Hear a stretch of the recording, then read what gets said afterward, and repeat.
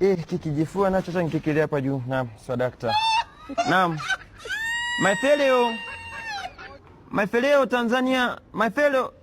Nani aliyenipa hotuba ya Kiingereza? Nani aliyenipa hotuba ya Kiingereza? Ni mimi mama. Naam, leo hii utalala ndani. Wapi hotuba ya Kiswahili?